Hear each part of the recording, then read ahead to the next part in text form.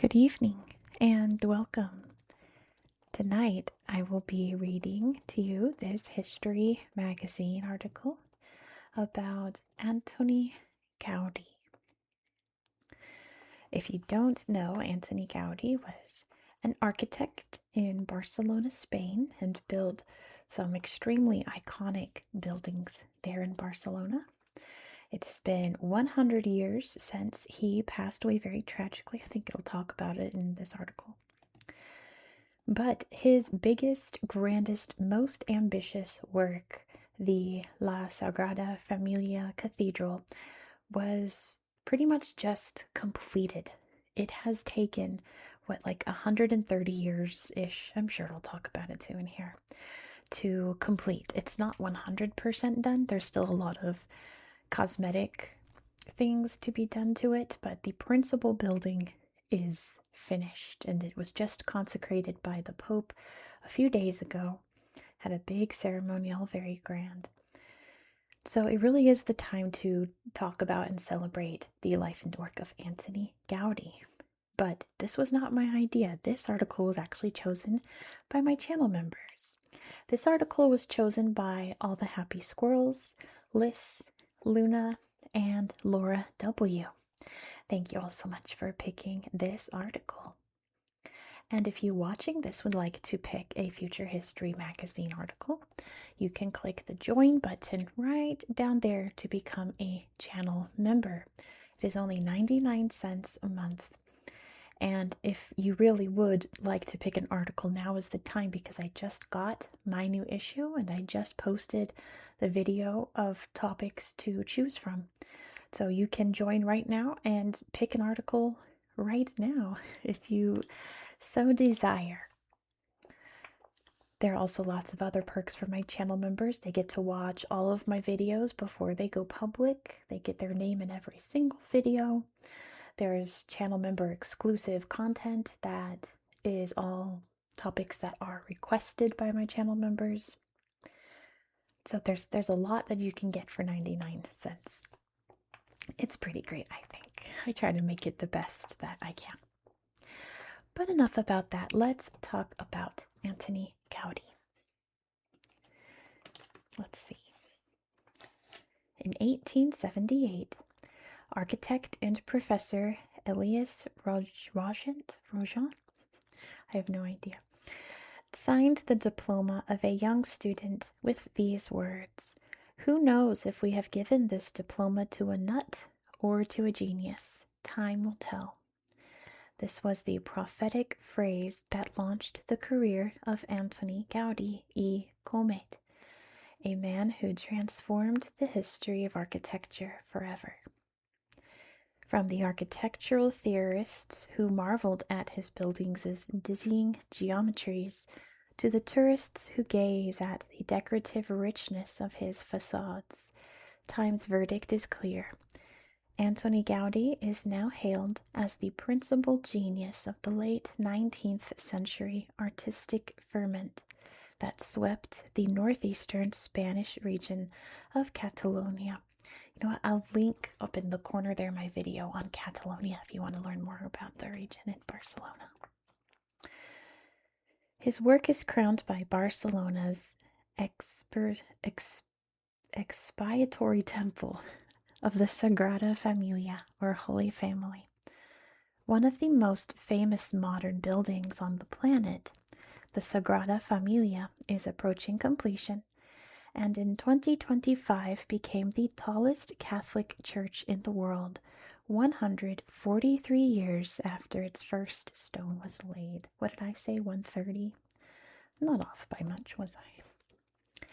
The worldwide fame Gaudí's buildings enjoy would no doubt have amazed him. Despite his contributions to Barcelona's modern urban landscape, Gaudí was monkish and unworldly. Despite his commissions from some of the most powerful and wealthy patrons in Spain, he spent his life immersed in quiet passions, mathematics, Catholic spirituality, and the structures and forms of the natural world. Laying the foundations. Gaudí was born in 1852 into a family of coppersmiths in, Reus? I have no idea. I don't speak Catalan. An industrial city about 60 miles southwest of Barcelona.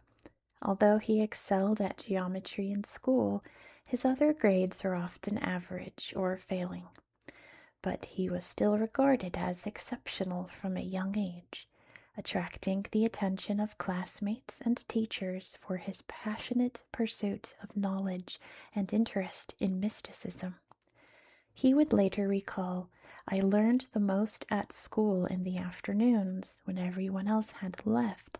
I studied alone in the library." That's what I used to do too. I totally agree. I learned way more independent studying. Anyway, in his 20s, Gaudí completed several academic projects that revealed the technical skill and perfectionism that would come to define him. He landed his first major commission for the Workers' Cooperative of Mataro's industrial building near Barcelona through his friend, the founder, before he had earned his degree. The year 1878 would be pivotal for Gaudí's career. That year he received his first commissioned projects, his degree, and also had an encounter in Paris that would prove to be decisive. While visiting the French capital to attend the International Exposition, Gaudí met Eusebi Güell, a wealthy Catalan industrialist who would become his patron and a tireless promoter of his work. The foundation of this lifelong collaboration was laid during that visit. Their first project began in 1883 with the design of El Capricho in Comillas in northern Spain. Comillas? I'm not sure. I'm so sorry. In northern Spain, on the grounds of the Sobrellano Palace, owned by Güell's father-in-law. Not long after, Gaudí would begin his first renovations of the Güell family estate in Les Cours, if it's French. I'm not sure, but it's later a district of Barcelona, now known as the Güell Pavilions, between 1883 and 1887. This partnership with Güell helped Gaudí establish a name and a reputation within Barcelona's elite society. Around the same time, the architect also began to participate in various social, cultural, and political activities associated with the Renaissance, or Renaissance in Catalan, a movement aimed at restoring and dignifying Catalan culture, which had been declining since the early 18th century. Gaudí's involvement in this cultural revival deepened his commitment to Catalan identity and Catholic faith, two forces that would remain central throughout his life. Of course, we'll look at all the pictures after we're done reading. Summer houses and palaces. Gaudí received his first major commission from the stockbroker Manuel Vicens, a family home designed as a summer residence in the town of Gracia, now a district of Barcelona. Known as Casa Vicens, the house, built between 1883 and 1885, dazzles with the technical and decorative brilliance of Gaudí's early creative period, displaying clear influences from Asian art and Mudéjar architecture, the Hispano-Islamic style of southern Spain. With the success of this project, Gaudí began assembling a regular team of craftsmen and artists to accompany him on his future endeavors.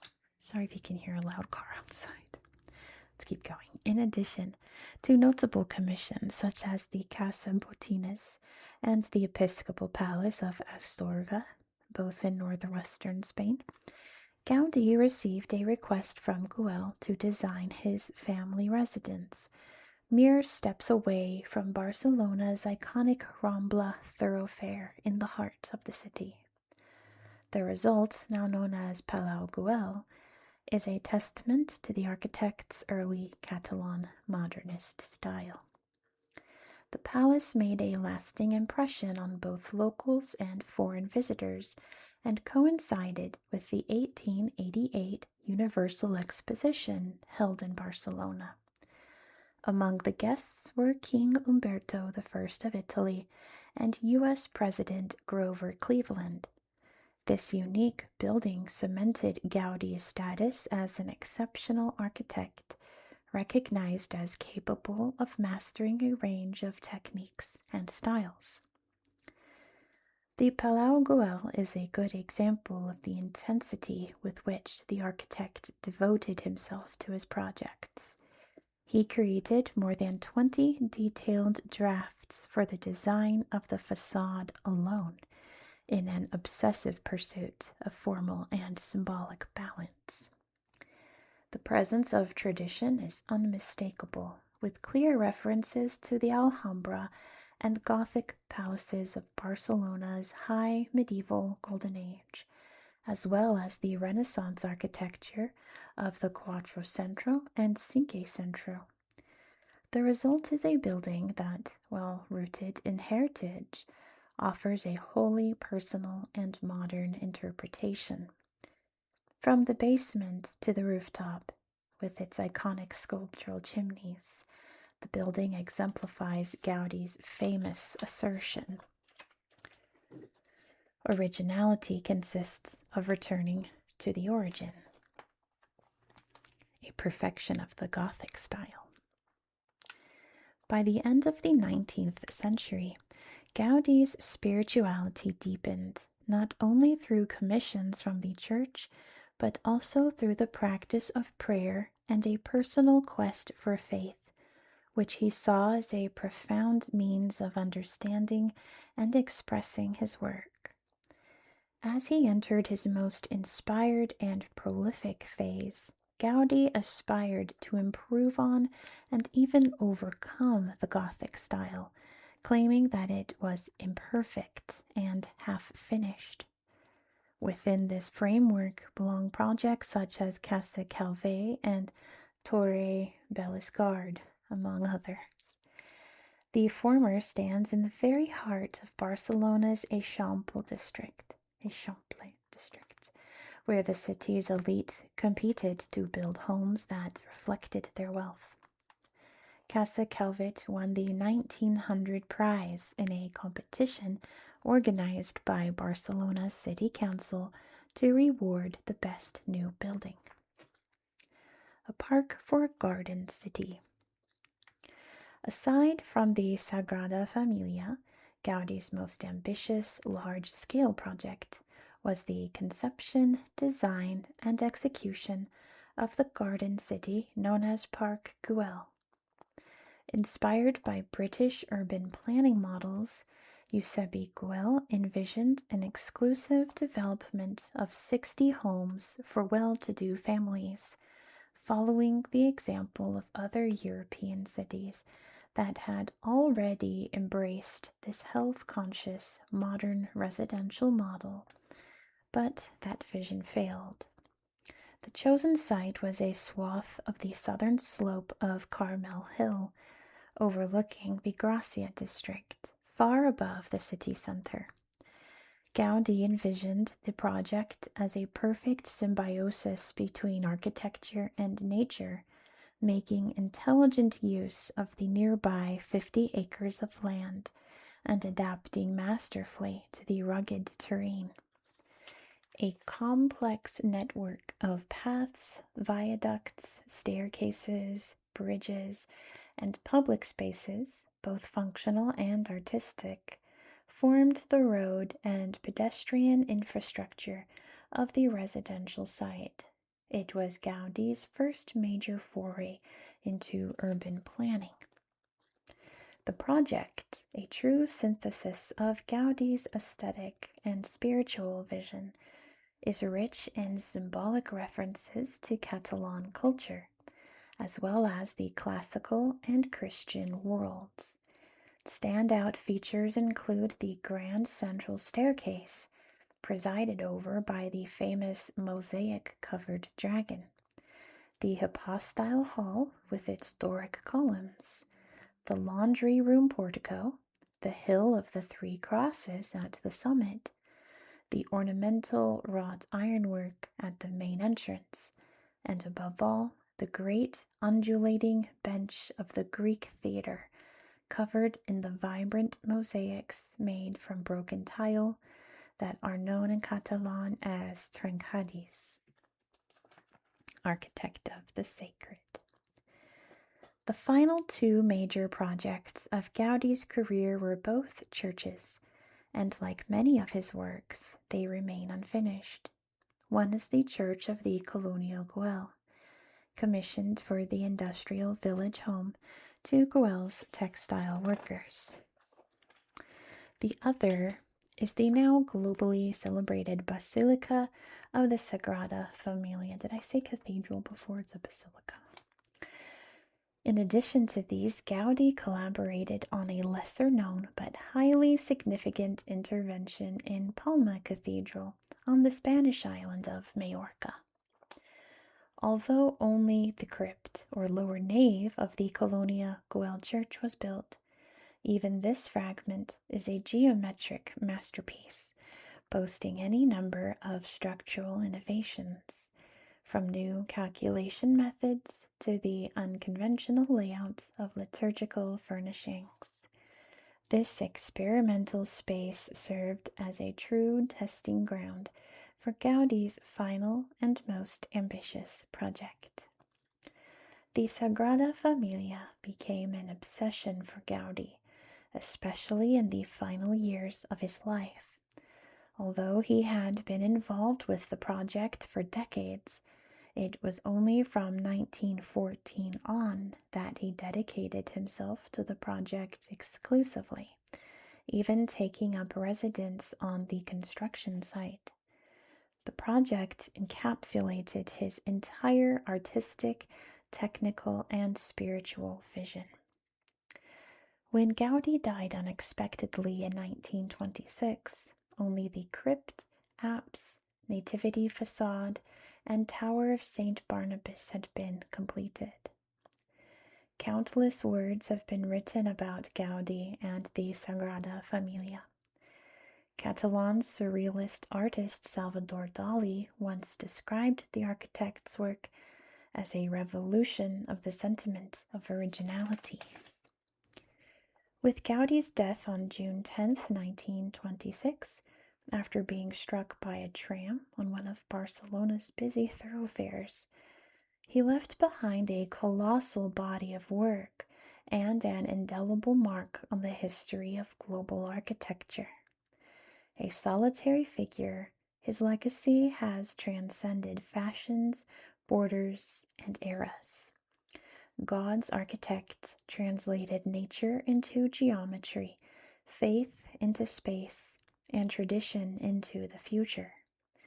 Today, Gaudí is a symbol not only of Catalan heritage, but also of humanity. Yeah, I'm filming this on June 11th, 2026, and he died on June 10th, 1926. Wow, it has been 100 years since his passing, which I think they tied the consecration into that, right? Let's see this little here. This looks like a picture of his funeral procession here. It says, on June 7th, 1926, when Gaudí was struck by a tram near his beloved Sagrada Familia, he was mistaken for a beggar. Fasting regularly and in tattered clothes, the architect had embraced poverty as a holy virtue. Gaudí's funeral drew thousands, with many following the procession to his final resting place in the Sagrada Familia's crypt, where his remains were buried as the ultimate symbol of his devotion to the work. Yeah, Gaudí's funeral on June 12, 1926, had a multitudinous public procession. Let's see this box here, a cathedral for the poor. The Sagrada Familia was born from the vision of bookseller José María Bocabella, or Josep in Catalan. president of the Spiritual Association of Devotees of Saint Joseph. To contend with an age of growing secularism, an expiatory temple was to be built, financed solely through voluntary contributions by the public. The first architect proposed a conventional neo-Gothic design, but was soon replaced by the young Gaudí. Needless to say, the project evolved into a far more ambitious undertaking of extraordinary scale, complexity, and cost. My client, said Gaudí, alluding to God, is not in a hurry. And it says that this photo here is from around 1900, showing a herd of goats passing by the unfinished structure. Guess right. Let me see. Hold on. Let's bring this closer. Where's the goats? I guess up. Oh, I see them. All these little goats here. So cute. Wow, it looks completely different today. It's a whole big bustling city. Some beautiful bright columns here. It says spires of the Passion facade surround a pinnacle representing a communion wafer in the center, rising out of a sheaf of wheat. What a vision. Almost looks like Play-Doh, how bright and wiggly it is. I love his architectural style. It's so whimsical. So here is the Sagrada Familia. This was a photo from 2024. It says it's going to be completed in 2035, and this is the completed image here. And it says the central Jesus Tower is scheduled to be inaugurated on June 10th, 2026, and it most certainly was. I just watched all the videos of all the fireworks, and they did a drone show and everything, but this is kind of what it looks like now with the big central tower and this huge gleaming cross at the very top. It's pretty remarkable. I also read an article about how there are apartment buildings around it that, with all of the extra art that they're going to add on the outside, they might have to demolish the homes. And of course, they're very much against that. But in the comments, they were like, well, they agreed to this when they bought those homes, that it might get demolished for the basilica. But we'll have to keep an eye on that and see what happens, won't we? I love this house. Look at those colors. It looks like a Monet painting, but it's a building. And all of the balconies, super like an Art Nouveau painting or an Art Nouveau something or other, like melted a little bit. That's what they all look like. It's like a Paris neighborhood, but it just got like mold. It's like Play-Doh. It's all very Play-Doh-y. I love it. A dragon's lair. Casa Baito. Baitio. One of Gaudí's most colorful works, was converted from an existing building. The roof is commonly known as the dragon's back. From afar, the beast's profile is visible on the right, and his tail is seen to the left. The rounded roof tiles mimic the dragon's spine, and the flat tiles mimic scales. Yeah, it looks like scaly skin there. So great. Over here is a close-up of the roof of the Casa Batlló, seen from behind, with 4 decorative chimneys in the foreground. Yeah, so this here is this chimney top right here. So right behind this is these beautiful little chimneys, which looks like Holi was just celebrated. It looks like it's just splashed with paint all over. Isn't that gorgeous? This one's also so pretty. Statement of intent. Casa Vincennes was Gaudí's first major commission, and he took on the challenge with verve. The house became his manifesto, putting into practice the architect's ideas of the home as the family's little nation, not only offering a healthy environment for children to grow up in, but also providing them with an artistic heritage. This linked them to their immediate family and to historical deeds, the legends of the land, the delicate conceptions of our poets, and the sights and scenes of Mother Nature. The orientation of the building allows for year-round natural light and ventilation. It is richly decorated inside and out with motifs inspired by flora and fauna. It says the facade of Casa Vicens is adorned with bespoke French marigold tiles. To me, it looks like if, someone from Granada in 1300 dropped acid. That's what it looks like. It looks like kind of like, and is that fireworks outside? My goodness, or a loud car or something. I think it's a loud car. It sounded like a firework. It looks very like classic Moorish Andalusian, but like the saturation turned all the way up. It's really pretty to me. I love the colors. It's so vivid. Over here is Park Güell's dragon fountain. So cute. It looks like, do you guys know the clangers? That's a very like niche British stop motion, but it looks like the soup dragon. Shout out to anyone who knows the clangers. I loved the clangers when I was little. Masterpiece or eyesore. Casamila's flowing horizontal lines resembling layers of stone earned it the nickname La Pedrera, the quarry. Now one of Gaudí's 7 UNESCO World Heritage Sites, Casamila was often mocked in the media until 1925. Here, the ribbon-like wrought iron balconies of the main facade are on display. And here you can see the rooftop. I think this is such a gorgeous building. I love how it looks like. See, this to me looks like Cappadocia, like the caves that people used to live in Anatolia, in Turkey today, where it was very smooth rock and very wavy and just little holes where their homes were. It looks very much like that. It looks like a natural rock and the homes were just dug in like caves, but it's not at all. And then it's even more spectacular when you see the roof, big chimney here, and the courtyard. That's so great. It looks like there's a sketch of it over here. Yeah, oh, it's a cartoon from 1912, shows Casamila as a Zeppelin hangar. They're all parking inside the windows. It says garage on it. Funny, funny. This is so gorgeous too. I'll read this. The haven above the city, Park Güell brings together natural and man-made worlds in playful harmony.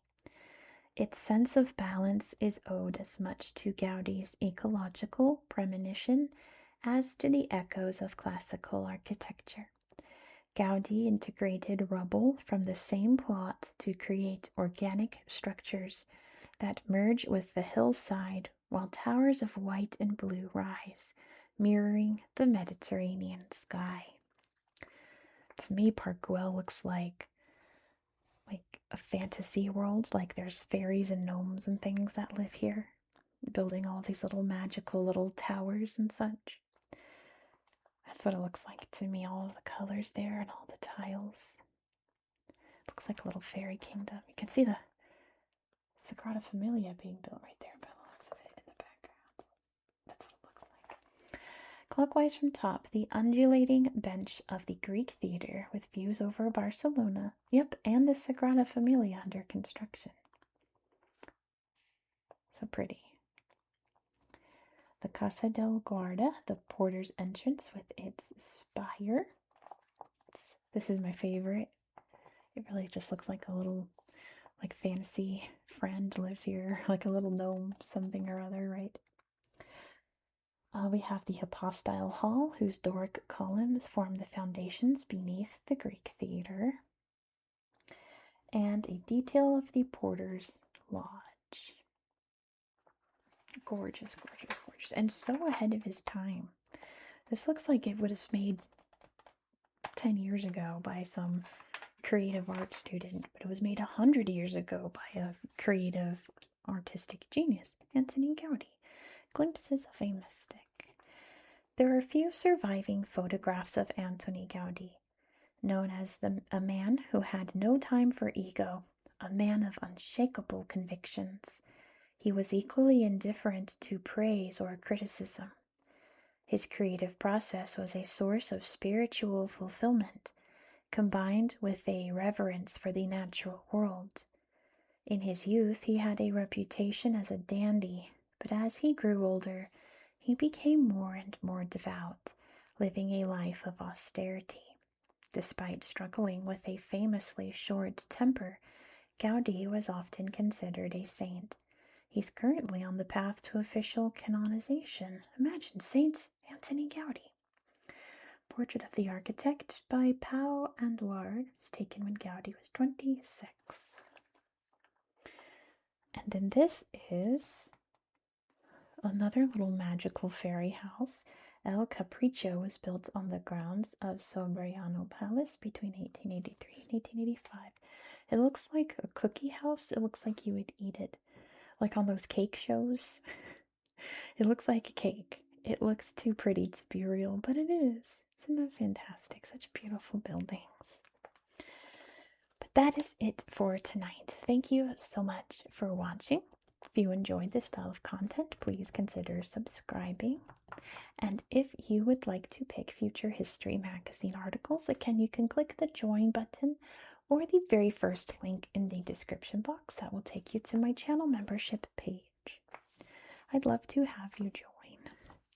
I'd love to hear what articles you'd like to pick and what you would request for channel member exclusive videos. I've got some really good topics in the library and a few I have scheduled to film that's coming up. But I hope that you found this video to be relaxing and educational, and I hope that you have a good